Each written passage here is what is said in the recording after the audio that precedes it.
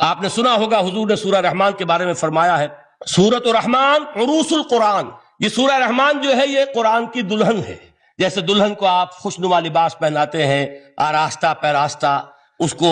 گہنے اور اس کو زیور پہناتے ہیں، تو جس طریقے سے سجاتے ہیں آپ دلہن کو، اللہ تعالیٰ نے ایک سورت قرآن مجید میں یہ ایسی رکھی ہے سورہ رحمان کہ اسے خوب سجایا ہے۔ اس میں الفاظ کا در و بست، اس کا اپنا ایک ڈیوائن میوزک ہے۔ وہ تو اللہ تعالیٰ قراء جو ہے، خاص طور پر مصر کے قراء، اللہ تعالیٰ ان پر رحمت نازل فرمائے، ان کی خطاؤں سے درگزر کرے۔ جس طرح قرآن کے انٹرنسک میوزک کو انہوں نے واضح کیا ہے، واقعہ یہ ہے کہ اگر یہ لوگ نہ ہوتے، شیخ عبد الباسط محمد عبد الصمد، شیخ محمود خلیل الحصری، یہ لوگ کہ جنہوں نے قرآن کے اس غنا، میوزک، یہ لفظ جو ہے آپ حیران نہ ہو کہ میں یہ کوئی شاید توہین کر رہا ہوں قرآن کی، حضور نے یہ لفظ استعمال کیا ہے، تغنو،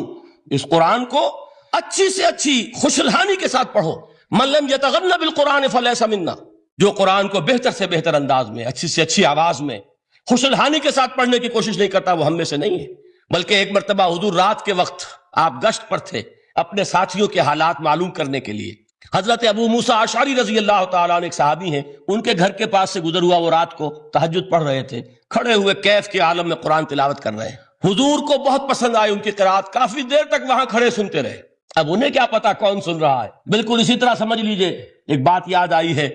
حضور فرماتے ہیں کہ جس طرح کان لگا کر اللہ قرآن کو سنتا ہے، کسی چیز کو نہیں سنتا۔ ہمیں نظر نہیں آتا نا،